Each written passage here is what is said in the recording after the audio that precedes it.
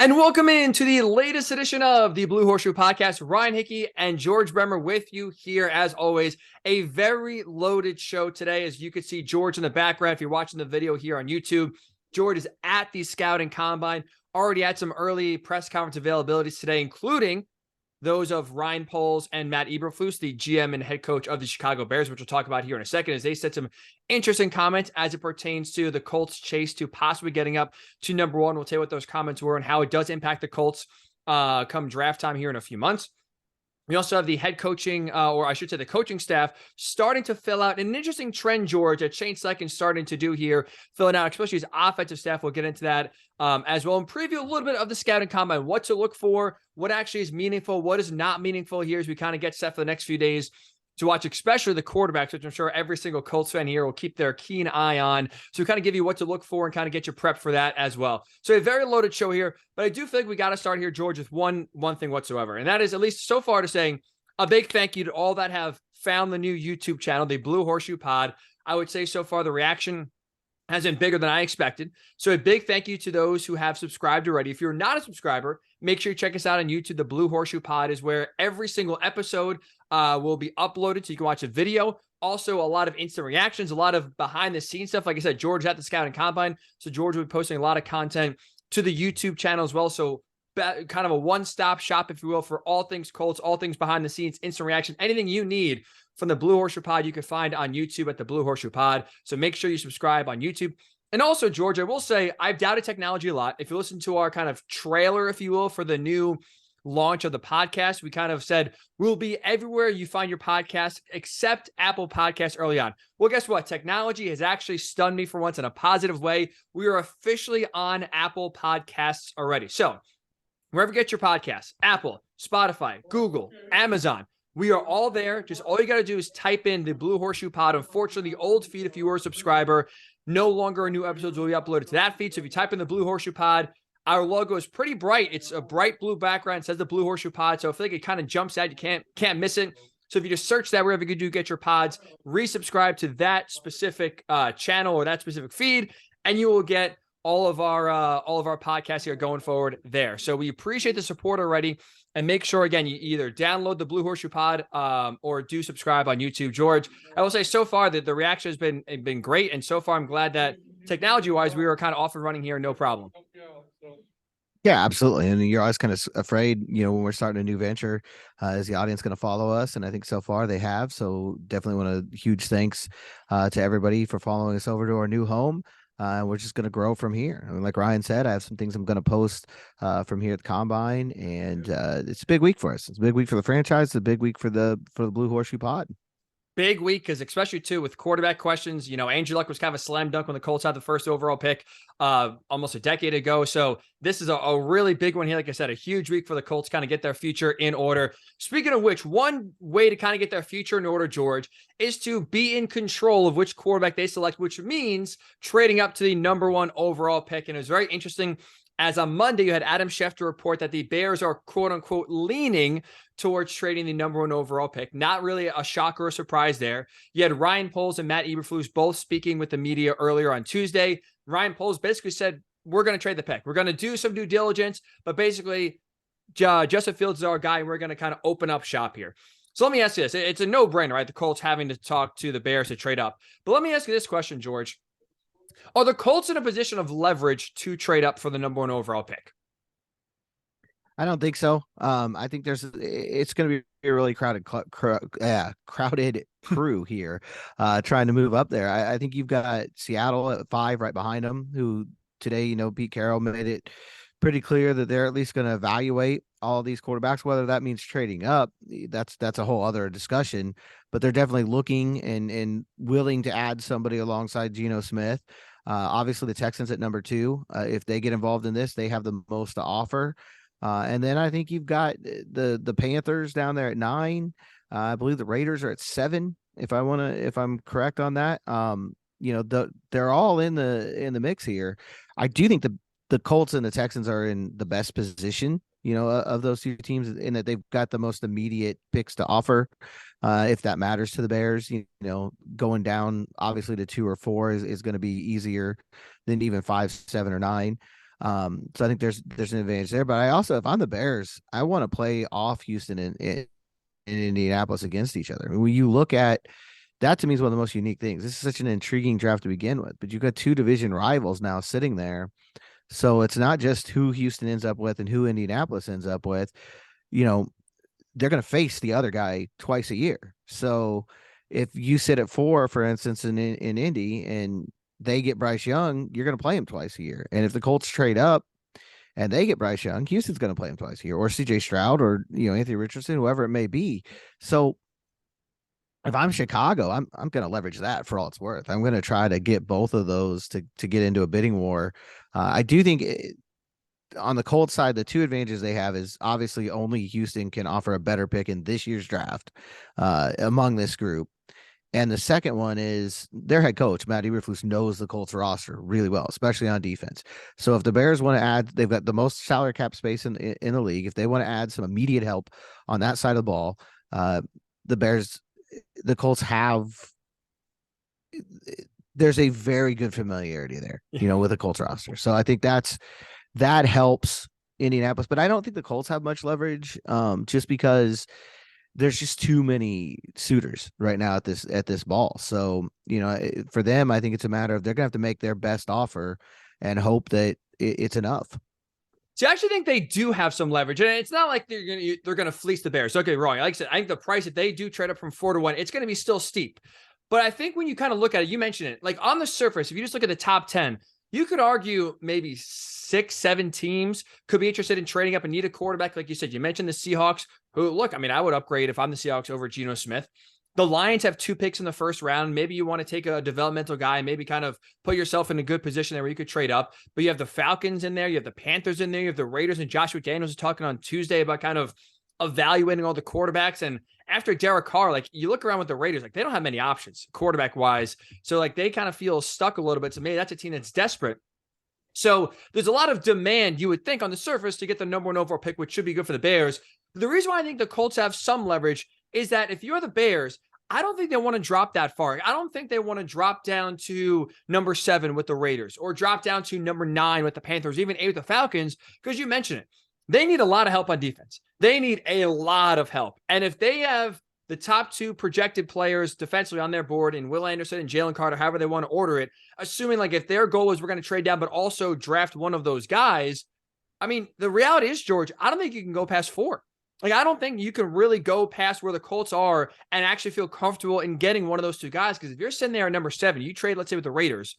I mean, look, the Cardinals, you would assume, especially with Jonathan Gannon just being hired as a defensive mind from Philly, you'd assume the Cardinals there at 3 are going to be picking one of those 2 defensive players. Maybe the Seahawks stay the same. We'll see kind of where else there, but the Lions as well need help on defense. And if you feel good with Geno Smith, if you're the Seahawks, and you feel good about Jared Goff, if you're the Lions, maybe you do go best player available on the board, and maybe you go best defensive player, because I think both those teams could use defense as well. So if you're the Bears, sure, maybe you get blown away by the Raiders and they say 3 first-round picks to go from 1 to 7, or from 7 to 1, I should say, and know the team's going to match up. Okay. But if the offers are similar, which I think they probably will be when you're kind of talking about, going from 7 to 1 or 4 to 1, I think the Colts do have at least a slight advantage in thinking that the Bears, I don't think, want to go past 4. I think that does help them. Like you mentioned, you get into a bidding war between the Texans and the Colts. Okay, now all of a sudden the price can get high. And like I said, that division battle, I think, really could add a little extra spice to this. But if the Texans are content, let's say, they see Bryce Young, they see CJ Stroud, and say, you know what? We like both. And what we're not going to do is give up future picks. We feel comfortable with either one. So we're going to sit here at 2 because we are guaranteed to get one or the other. And we don't really see a big separation. So we're not going to waste any draft capital. Again, I think it almost becomes, in a sense, almost a 1-team bidding war with just the Colts and the Bears, just because I don't think that the Bears would be inclined or motivated to drop much further where you kind of take themselves, or they would take themselves out of the running for the Jalen Carter or Will Anderson Jr. Yeah, I think a lot of that just depends on what the other teams are willing to offer. If the Sure. Raiders want to throw in a bunch of I don't know. I just go back to the Stafford deal. No one saw the Rams coming. They came in, they just they just absolutely blew Detroit out of the water with that. I think Detroit saw that deal and they thought, whoa, we can't say no. There might be a team that, and the Raiders are the ones that stick out to my mind that's willing to do that, to offer something, at that time unprecedented, to make this move. But again, a lot of it comes down to what Chicago's thinking, and that's hard to say.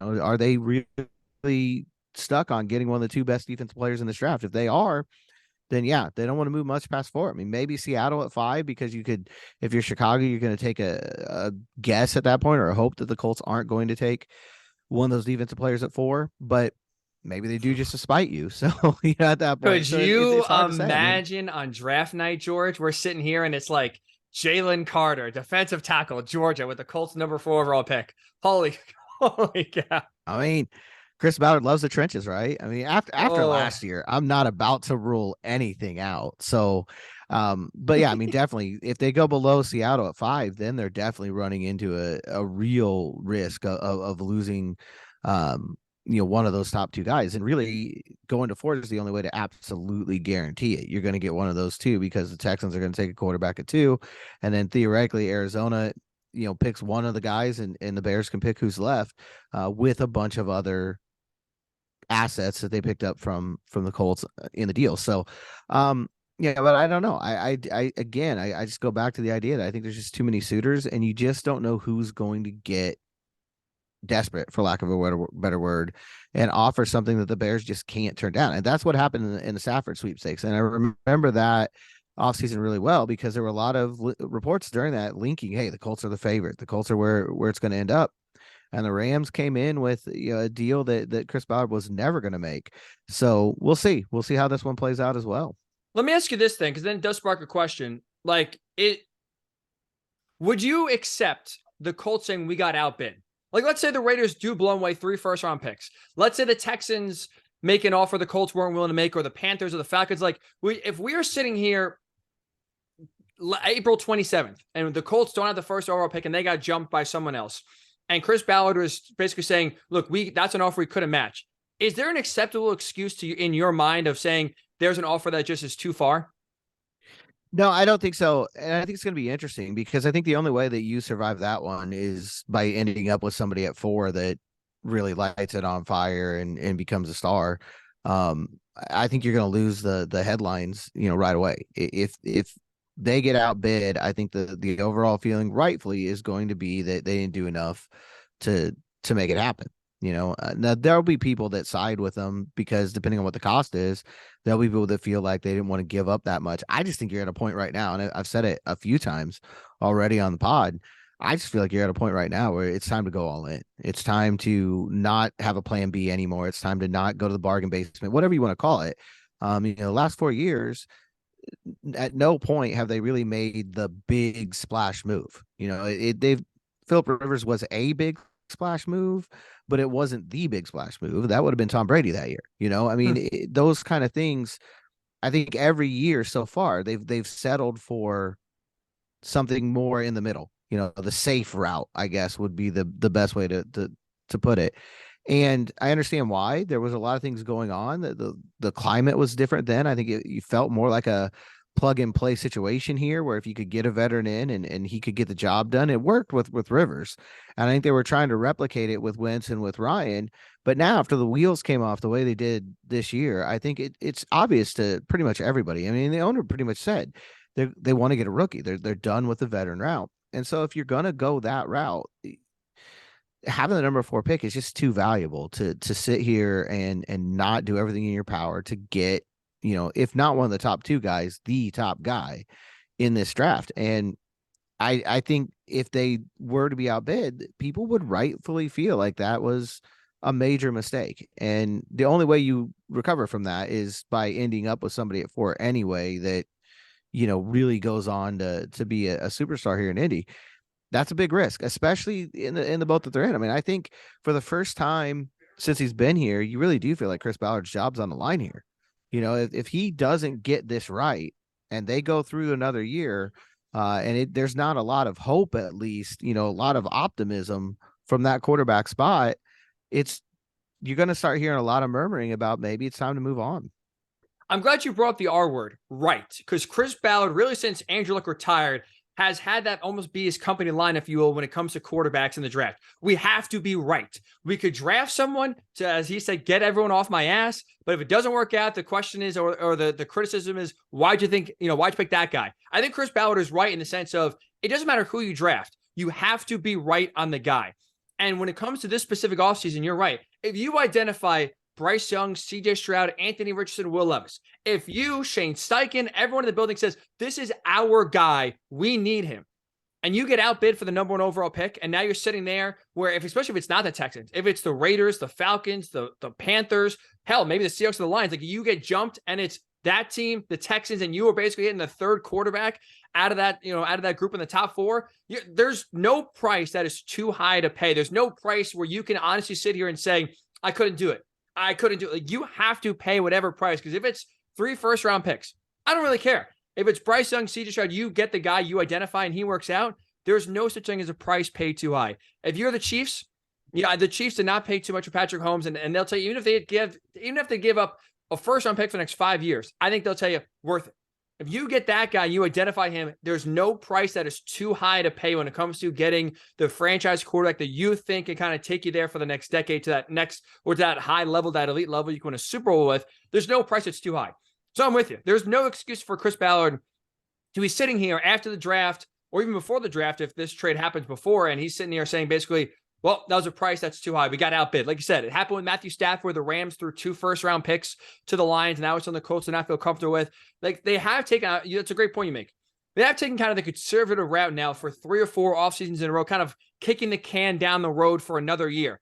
This is where it ends. Like, this is where you have to now put all your chips in to get the guy that you identify to be the next, franchise quarterback, from Manning to Luck to hopefully Bryce Young, CJ Stroud, whoever. This has to be offseason where, like I said, there's no price that's too high. And to take Chris Ballard's words, and he said it in the end of the year press conference, you got to do whatever it takes to get that guy. He said he would do that. And now it's kind of time to put your words into action here when it comes to not getting outbid and truly getting that number 1 overall pick. So you control kind of your future instead of letting the future control you. Or if you sit there at 4 and now you're getting either the 2nd or 3rd quarterback in the draft, like, that's a crapshoot. You control your own destiny. That to me is the biggest thing here. Don't let the other teams pick your quarterback for you. If you sit there at 4 and somebody else goes up to 1 and the Texans take somebody at 2, you don't know for sure the Cardinals aren't trading out at 3, especially, if you get another desperate team. I mean, just to throw something out there, if the Panthers go up to 1, just for instance, and now you've got a quarterback off the board at 1 and the Texans take somebody at 2, does a team like the Raiders then get really desperate and say, I know the Colts are going to take a 3rd one, I better get the 3? At that point, you literally have let the league choose your quarterback for you. You can't do that, and even just limit your searches. I just don't think that's going to fly this year. To me, that they're not in a position to do that. Seattle can do it because they've got Geno Smith and they feel like they're okay with him. I think that's actually one of the places that I hadn't thought about it before, but that's actually a really good landing spot for Anthony Richardson. If he lands in Seattle, he can play, sit behind Geno Smith for a little while, come in and maybe fulfill his full potential. If they feel like they need to go up to get him, they're going to do that. But I think the Colts can't sit here and let, end up with Will Levis or Anthony Richardson or whoever it is, be not by their own volition, but because the rest of the league chose for them. I don't think you can let that happen this offseason. You joked before about the Colts drafting Jalen Carter at pick number 4 and spite, maybe, spite the Bears if they trade back. Like, if that situation happens where it's the Raiders trade up to 1 or the Panthers trade up to 1, you basically have, in some order, Panthers, Raiders, Texans picking the top 3. There's a chance, George, we're sitting here talking about Jalen Carter being a Colt at pick number 4 or trading back. Because like I said, if you don't like Anthony Richardson or Will Levis, whatever quarterback is left, assuming those 3 take quarterbacks, that's like, you don't just take one to take one. We've talked about that for a while. And now you're sitting here saying, well, like, the top 3 guys we liked or 2 of the guys we liked, we got outbid for. Now we're sitting here with a quarterback we don't really like in Anthony Richardson, with a full plate of other, defensive players. It could be, like I said, that could be an absolute disaster. An absolute disaster in what is an offseason we've said without hyperbole, I think, the biggest offseason for the Colts that will kind of determine their future for the next 5 years. And if we're sitting here, like I said, you're picking the 3rd quarterback, you're picking even the 2nd quarterback, and you're kind of iffy on that. You have to, if you're Chris Ballard, sorry, tongue tied there. If you're Chris Ballard Nothing else. You at least have to go down swinging. If you get your guy, you go up to number one and it doesn't work out. We've seen plenty of number one overall quarterbacks not work out. At least if you get fired in a year or two, you could say, at least I tried. At least I went down with my guy instead of, like you said, and you said it perfectly, having the league basically draft your quarterback for you. So I'm with you. There's no price that's too high to pay if you're Chris Ballard. You hear the Bears are open for sale. They are going to be, auctioning off the first overall pick. I do think that the Colts at 4 are, I would guess, perfect ideal word for the Bears, the furthest they would drop. But again, if you have the Raiders or the Panthers loading up with big offers, you have to match that. You have to match that. You cannot get outbid. We have to be sitting here, George, on April 27th, going to the draft with the Colts controlling the draft and having the number one overall pick. Anything short of that, I think is a failure. Yeah, I honestly, about the only team that you could even stomach doing that would be the Texans if you then trade up to 2.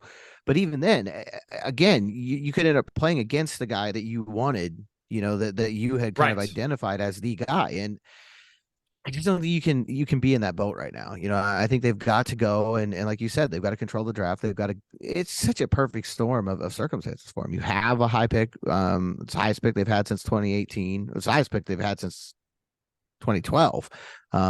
But initially they had the 3rd pick in 2018. You had to trade back to 6. But you're sitting here in a position you've not been in very often, and the number 1 pick is for sale. I mean, that's the biggest thing here. If the Bears were not moving off of that pick, then we're having a totally different conversation. Right. The reason why now I think that it's so imperative that the Colts do this is because how many opportunities do you have to get the number 1 quarterback in the draft? I mean, how many years is that even something that's feasible for your team? It's there now, and you've got to do everything in your power to make it happen. Like I said, the number 1 team, which is rare, has a quarterback they like. You have connections in the building, both GM and head coach wise, with the team at the number 1 overall pick. So it's not like you don't have a relationship. It's not like you can, you have to make inroads. Like, you have a foundation already set there where you're familiar. You can add Matt Eberflus and Ryan Posey and maybe pick a few defensive players that they like if that's part of the, again, there's just no excuse at this point. You're 100% right to not get a deal done. All right, George, as always, make sure you do download and subscribe to the Blue Horseshoe Pod. Again, a new feed. So if wherever you do get your pods, check us out with the brand new Blue Horseshoe. Sticks out, nice Colts blue.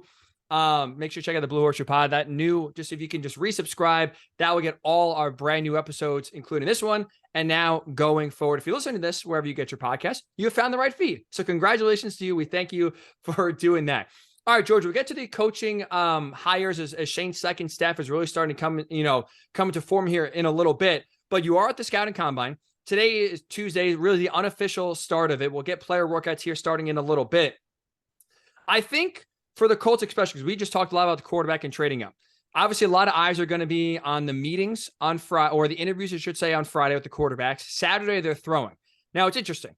3 quarterbacks out of the big 4 are going to be throwing. Anthony Richardson, Will Levis, CJ Stroud. Bryce Young is not going to throw. He will be here for measurements and interviews. He will not be throwing on the field. He'll wait for his pro day for that. If you're a Colts fan, I think the biggest thing to watch for this week is honestly something that's not going to be on TV. It's going to be the meetings. Like, that is by far the most important thing of the scouting combine here is the 15 minutes the Colts will get with each quarterback prospect. And especially if you're us, you like Bryce Young or whatever quarterback prospect you want the Colts to kind of push for, I think there's nothing that's going to be more shaping going forward here, either in a good way or bad way for which quarterbacks the Colts like, than the meeting, the 15-minute interview. It's not going to be throwing on the field. It's not going to be the 40 times. It's not going to be the 3-cone drill or some of the passing drills. I think at least it's going to be the meetings here that that the Colts will have with these quarterbacks. Absolutely. And I think that's one of the things that we were talking about. I'm not surprised that Bryce Young isn't throwing, because we said he's not going to pop here in that regard. He's not going to put up huge numbers. He's not going to look, like the best player in shorts out there. That's not his game. His game is creativity. It's making something happen in the moment. And you're not going to have any live football for him to do that. So I'm not surprised he's not throwing. I don't think there's anything for him to gain from that. We said all along, for him, the most important element was the interview. That's where he's going to shine. And I still believe he will. I think Anthony Richardson's going to put up incredible numbers. By all accounts, that's going to be the case. I think CJ Stroud's going to surprise some people. I think he's more athletic than people really are giving him credit for. And I think that's going to show up out there. I think Will Levis will put up some big numbers. None of that will matter as much as what they do in that meeting room. And in particular, I think with Shane Steichen's offense and what we know of it so far, how quick can they process information, and how can they do, drawing plays on the whiteboard? That kind of thing is huge. It is in every system, but I think especially with the way that Philadelphia ran things, that and the RPO game, you need somebody thinking really quick on their feet. And I think from all accounts, both Bryce Young and CJ Stroud are that guy that really process things really quickly. You see it on film, but you don't know it for sure until you get in that room with them. And this is the first chance Colts are going to have to sit down face to face with these guys. I think it's huge. Ballard says all the time, I'm sure everybody's heard him say it, he likes to feel these guys. When he gets to pro days, he wants to be as close to them as he can. He wants to feel these guys in their presence. And that meeting is going to be the first impression for these guys. So yeah, that's the biggest thing that happens here. That and the medicals. And for Bryce, weigh in. I mean, let's be honest. Yeah. The measurements are going to be huge for him. And so it'll be funny. After I heard he wasn't going to throw, I was wondering, did he take our advice? Did he stock up on some of that good Southern food? And so come in here and weigh over 200 pounds and then be back down to 190 for his pro day and be able to do everything he wants to do. We'll see. Yeah. Here's the thought, just because off saying that, I think you're 100% right. Like a lot of this, like, I don't know how you feel about this, but this is my thought here as the scouting combine approaches as we get ready. I think it's the most overrated maybe thing the NFL does all season long, because you can almost kind of predict what's going to happen before it starts. So we're recording this on Tuesday. The quarterbacks will kind of come later in the week, but I can already forecast, George, what's going to happen. You're going to have the measurements go down where Bryce Young is going to, we're going to dissect his height and his weight. I don't know. He's on Alabama, he's registered, I think 6 foot 194. Usually we know a lot of these college teams maybe exaggerate a little bit. So maybe he's a little bit shorter, a little bit lighter than that. But the thing is, like, okay, we know Bryce Young is small and short. We know that. We know Will Levis and Anthony Richardson are kind of the prototypical quarterbacks, arm strength, size, weight, muscle. Like they are huge. Like you said, CJ Stroud, we saw, especially in the Georgia game, he's athletic. We know basically what these quarterbacks are going to look like. We kind of know their faults. We kind of know what they do well. And so it's like the on-the-field workouts, it's almost like we know Anthony Richardson is going to run fast in the 40. We know his arm is going to pop in some of these workouts when you're throwing receivers on air. You're not reading any defenses. They're not being covered by anyone. It's literally just how far can you throw the ball and, how fast can you throw it on a 15-yard post route. So, come Sunday or come Monday, Anthony Richardson's stock is going to shoot up. Maybe Will Levis' stock as well is going to rise. Bryce Young, I guarantee you it's going to fall. If it stays the same, I'll be shocked. Bare minimum is going to stay the same. His stock is not going to rise at all this week whatsoever. And it's just like, it's so frustrating because like so many people put, a lot of effort and a lot of eyeballs on what is kind of irrelevant things. Like any I feel like when it's the underwear Olympics, I feel like any quarterback can kind of look good. But it's like, does it really matter how fast you run your 40 time if you can't read a defense? Like if you're Anthony Richardson, your footwork is sloppy, you can't read a defense, your accuracy is questionable. Does it matter that you ran a 4.340? Like if you can't put it all together, what's the point? So it's like you already can kind of predict where, in this environment, I feel like the two quarterbacks with Richardson and Levis are going to do really well. Bryce Young's not going to throw. He's going to come in probably light and short. And it's like the one area we just kind of highlighted that's the most important, the interviews you don't hear about. Right? They're not broadcasted. The teams aren't going to tell you what they're talking about. So the most important aspect of this entire combine, maybe outside of the height, weight, and medicals, is the interview process. You're not going to hear about it. So then we kind of blow up or exaggerate or maybe make more important than it really is the on-field workouts because we can watch it.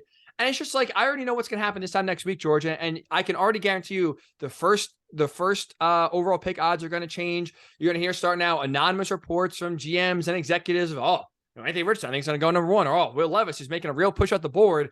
And it's just like, it's just so frustrating because this is kind of like I think the biggest waste of time for the most part when it comes to this. Oh, absolutely. And I think most of the really good front offices, almost all of them by now. I mean, back maybe even in the 90s and in the early 2000s, maybe it was different, but almost everybody now, this is just confirmation for them. You have a pretty good idea of what this quarterback's going to run, what they should look like. And as long as that happens, you just kind of check the box and move on. If it's not as good as you thought it would be, or it's, significantly better than you thought it would be, then you go back to the tape and you see if you missed something. But it's not going to, it shouldn't, shape your draft board, and even the interviews for that matter, they're important because they're introductory interviews, but they're not as important as like the top 30 visits, bringing a Right. guy into the building. That'll be a much bigger deal when they come in there and they do the workout for you. And they run your offense and they, throw your routes, and you got a much longer time with them. That's why, yeah, it all adds up to this being probably the most overhyped week on the NFL calendar. I mean, it's important if you're lower down that draft board, a third rounder can maybe push himself up into the second or maybe bottom of the first round. Somebody can go from undrafted to being drafted. That can start here. It's not going to, the whole process won't happen here. You can put yourself on the radar, I guess is what I'm trying to say. But if you're one of these top 4 quarterbacks and you're already there, I don't think this week does much, one way or the other for you. You could raise some questions. If Bryce Young weighs 170, it's going to make even more questions on him. If Anthony Richardson doesn't run as fast as expected, there can definitely be some concerns that come out of it. But I don't think that, I don't think anyone's going to be the number 1 overall pick based on what they do this week here in Indianapolis. Let's put it that way. Right. You should absolutely not use this week as a separator or, a way to kind of divide, okay, which quarterbacks do I like out of the top 4, especially. You're right. Teams, I think you're right. Most teams will not use that. Like I said, maybe it's confirmation, maybe just to see guys up close and personal. But I don't think the Colts, let's say, big board of quarterbacks, especially the top 4, is going to be ordered and ranked based on what they see this week. That's for sure. But I will say it is a little frustrating, at least because in the media, I feel like it's blown up and it's like, oh my God, like look how fast how can you not draft Anthony Richardson number 1? Look how fast he went. Look at that 5-yard slant yard he threw with no one in front of him and no defender there, no defense to read. How can you pass on this guy? It's just like, it happens every year. Maybe that's also the frustration and kind of the jadedness from myself here, just also because it's so cyclical where you know it's coming. And the fact that you kind of almost see it in the distance or appearing, it's just like, oh, here we go again. I think the combine also too, George, like this is an important kind of time benchmark, if you will, because I think from this point on, also everything you hear, you have to take with a grain of salt. It is line season out the wazoo. GMs are going to try to knock, players down in order for them to kind of maybe draft them and fall down. They're going to elevate players to trick other teams of, oh, well, Hendon Hooker, should we take him number 1? Like, it's just one of those things we're going to hear so many anonymous reports from GMs and coaches and executives, either knocking players to try to push them down other people's boards or elevating players to hopefully trick them into taking a quarterback or a player that they shouldn't. And then again, knock some of the better players down. I will say, I would love to fast forward these next 2 months just because it's going to be full of lies and exaggerations. But this is kind of, unfortunately, the official start of lying season, if you will. Oh, absolutely. Bears are already playing that game a little bit. They're keeping all their options open. They're going to do their due diligence on quarterbacks. Well, of course they are. I mean, you wouldn't be doing your job at all if you didn't look into the quarterbacks in this draft and have some idea of what you would do if you do make the pick. But I think it's pretty clear that they're going to trade the pick, but they've got to still throw that smoke screen out there because, again, if they come out and say, straight up that it's just going to be a trade, then maybe they get a little less. They've got to at least make it look like that they want to stay where they are, even though everybody knows. And it's only going to get worse from that. I mean, you're absolutely right. Agents are going to start leaking things about other guys and other quarterbacks. And that's most of the time when we hear like somebody had a bad Wonderlic score or whatever, it's because one of the other agents got a hold of it and threw it out there. You're going to see a lot of that, from here on out. That can you believe that Bryce Young likes this flavor of ice cream? Should that keep him from going, number 1 overall? That's the time of year we're at right now. Every little thing is going to get blown completely out of proportion, and it all does start right here. I mean, the things that they say, starting with the defensive lineman tomorrow, the things that they say in that media room don't really have a lot of impact. But every year there's 1 or 2 guys who either make a really good impression because they're so charismatic and they just kind of captivate everybody and they end up on a lot of highlight reels that way, or they say something controversial and they're dinged for it. It's insane. I mean, the things that happen from tomorrow forward, they're just so overblown. But in one way, it's good for them, preparing them getting a league, because that's what happens once they get here too. Every move you make is under a microscope. So you start to learn that right here, right now. Especially for quarterbacks, that is for sure. A lot of criticism, a lot of questions going to be thrown their way. That is for sure, without a doubt. All right, so prepare yourself again. Just anyone listen, mentally prepare yourself for all the hoopla that's going to happen. Get ready for the exaggerated takes come Saturday and Sunday and Monday of why this quarterback and why Jake Hayner actually is a sleeper and everyone should have him number one on their board, and get ready for the, execs out saying Bryce Young is too light. I'm sure it's gonna be a report he's too heavy now. Like, it's just so crazy that you're gonna hear literally both sides of the coin for every single prospect, especially when it comes to quarterbacks, since it's such a interesting class where there's really no one quarterback separating from everyone else. So you're going to hear a lot of positives about them. You're going to hear a lot of negatives. You're going to hear, I'm sure there's going to be a report about the Bears. Like I said, even though they basically on Tuesday said, yeah, we're going to trade the number one overall pick. We like Justin Fields. If the trade market is maybe not as robust as they think, all of a sudden the Bears are in love with Bryce Young, and maybe they'll keep the number one overall pick and trade Justin Fields. You guaranteed it's going to happen. So again, as a reminder here, you heard it here first on the Blue Horseshoe Pod. Take everything with a grain of salt. Kind of almost have it go one year, not the other. It's a lot of, like I said, there's a reason and a motivation for almost every piece of news to come out, either to bump a player's prospect up, knock another players down, try to fool teams. It's all gonna, it's all there. And there's all sort of one angle for one reason or another to kind of get that news out there and kind of sway public perception in one way or another. So brace yourself now for what is going to be a long 2 months as we kind of get ready for April 27th in Kansas City for the NFL draft. All right, George, let's finish up then with this. We're starting to see the Colts coaching staff take shape here. We have a few unofficial hires, but reportedly so. So we'll kind of name some of them here. As offensive coordinator, this was named a few weeks ago. Jim Bob Cooter will be helping Shane Steichen out as the offensive coordinator. You had most recently Tony Sparano Jr., that's right, son of the late Dolphins head coach Tony Sparano, as offensive line coach. You have DeAndre Smith as running back coach, and Tom Manning is tight ends coach. Gus Bradley as well is also presumed in the defensive staff to be retained as well. But especially when you look at the offensive side of the ball, George, it's really interesting that I'm starting to see a trend. And I want to know your thoughts about this. You start to see a trend of guys that Shane Steichen has either barely worked with or never worked with. Like you look at Jim Bob Cooter. Jim Bob and Steichen were both on the Eagles staff last year in 2021. They worked together for just 1 year. Tony Sparano Jr., which you could make the argument, I think it's true. This outside of head coach, the most important hiring for the Colts this offseason was offensive line coach to get that position back on track. Well, Tony Sparano Jr. is now the new Colts offensive line coach. Never been a full-time position coach when it comes to the offensive line before. He's also never worked with Shane Steichen before. Interesting. DeAndre Smith worked with Shane Steichen for 1 year, all the way back in 2009 at UNLV. And Tom Manning was on this Colts Frank Reich staff back in 2018, coaching tight ends, is back in that same role now, but has never directly worked with Shane Steichen. He worked with Nick Sirianni back in Mount Union a little bit. They have a little bit of crossover there, but never directly worked with Shane Steichen. I mean, I'll be honest. I can't pretend to examine staffs that are hired across the NFL each year and kind of see how many connections and how many, coaches have worked with the new head coach before. But I would go on a limb and say this is kind of rare, especially for a first head coach, to hire so many different coaches right now, especially on the offensive side of the ball that he knows very well, that he's either never worked with or barely worked with. You would think for a first-time head coach, he would kind of go to what he knows and hire guys he's worked with, whether it's in San Diego /LA, whether it's with Philly in his 2 years there. Like you would think he would go back to people he's worked with a ton in the past, and that's really not the case. Is that concerning? Is that odd to you, George? You kind of see this trend of guys that Steichen has barely worked with or never worked with kind of filling up the staff here? It is kind of odd, especially for a first-year coach. When you look at, the history, when Frank Reich was here, there were guys like Nick Sirianni, who he had worked with for a long time, was his offense coordinator. And a lot of the other guys that came in either had direct ties to him or to Nick Sirianni. I think it's something that's pretty common. So it's odd to see that not be the case here.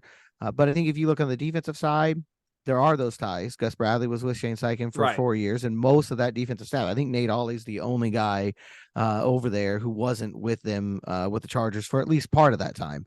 So I think that's going to be a little bit better fit. But I think offensively, I wonder how much of this has to do with the Eagles situation. When you look at them losing both of their coordinators, maybe there was a little bit of an agreement between Nick Sirianni and Shane Steichen and Jonathan Gannon not to raid the rest of that staff, just because it's going to be hard enough in Philadelphia as it was. Yeah. Maybe that has to play with it. And if that's the case, maybe what you see is Shane Steichen using other connections, not necessarily guys he's coached with, but guys who he knows through other, it's hard for us to know those circles. He may know some of these guys a lot better than the resumes suggest that he does. And he had to just go a different route. I do think, and I got to give Nate Atkins credit for this from the Indy Star, because he's the one that kind of pointed it out. If you look at Jim Bob Cooter's resume, you look at his history, he's a passing guy. He's a passing guru. And I think we feel pretty similar to Shane Steichen. He's here to help develop that young quarterback. When you look at the running back coach and the offensive line coach, they're both coming from the Giants. And obviously DeAndre Smith has just that little history with Shane Steichen, but we assume that they know each other pretty well, or he wouldn't hire him for this spot. And I think maybe they're looking at that Giants running game, and they want to marry that running game with the passing game that the Steichen and Cooter have been known for. It does make sense that way. That's sort of the way they're leaning. But it'll be interesting how it plays out, because it's definitely unconventional. I think most of the time, you're going to have a bunch of guys coming that were assistants, assistant offensive line coach or assistant quarterbacks coach or whatever it was, or the quarterbacks coach is now your offense coordinator. But you're going to bring a lot of guys who are getting promotions from the job you were just at. And I do wonder if losing both coordinators kind of took that off the table for Shane in this case. It's a good point. You're right. I think if you're Nick Sirianni, like you said, you have your hands full here, trying to basically redo your entire staff. So maybe you're right. Maybe it's just like, hey, you can take the Colts job, but look, I'm already shorthanded, man. I'm going to lose both coordinators. Really, please don't take anyone else. I think it's part of the reason why you saw Brian Johnson stay with the Eagles, and now he was actually just promoted to offensive coordinator a few hours ago here on Tuesday. So I think that absolutely, has part of it to do with it. I'll say though, on the surface, I think it's a good thing. Because while you would think on this, it makes sense. Oh, first time head coach, you want to kind of surround yourself with people not, when you know them, obviously you're hiring them because you think they could do the job well. But sometimes your friends are not always the most qualified for the position. And like I said, with so many different, either very few or no ties just on the surface to some of these coaches that he's hiring, I think you make a good point when it comes to like the Giants rating both the running back coach and Tony Sparano, at that time the assistant offensive line coach. It's, hey, look, he's played against him 3 times. You're impressed by what the Giants are able to do offensively. You saw the development from Andrew Thomas, especially this year. Their Giants left tackle kind of, ascended to one of the best left tackles in the game this past year. Coincidence or not, that was Tony Sparano Jr.'s only year there with the Giants. So you hope that he could replicate what he did with Andrew Thomas and do that with Bernard Ryman left next year.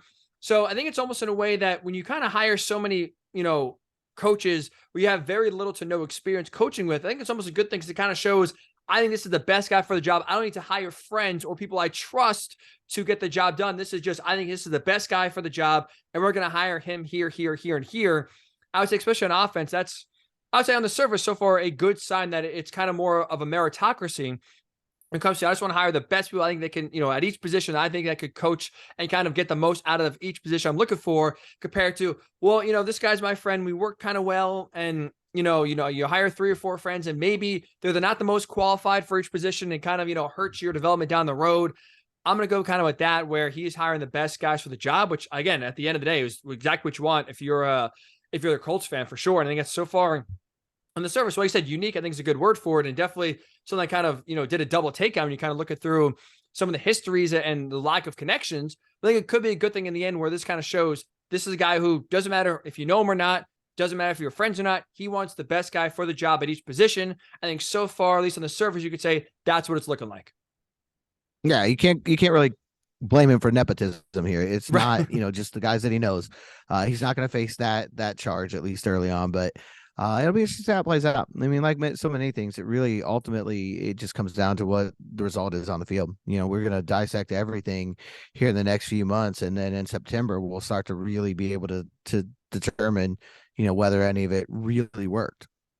100%. So before we get out of here, George, I want to leave you this. I meant to say before we're talking about the Bears and trading the number 1 overall pick. I totally forgot, but I just remember now.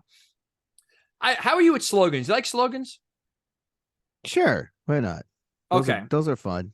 I'm with you too. It's fun to change, especially if it's catchy. I want to throw a slogan by you. I'm going to maybe ask, or at least I'm going to at least throw it as an option, to be the official Blue Horseshoe slogan going forward here till the draft time. So when it comes to moving up to number 1, when it comes to hopefully drafting Bryce Young, here's my slogan for the Colts going forward. Love to know your thoughts. Pay the price. Let's get Bryce. Can we make that the official Blue Horseshoe pod or slogan, or can we get something better there?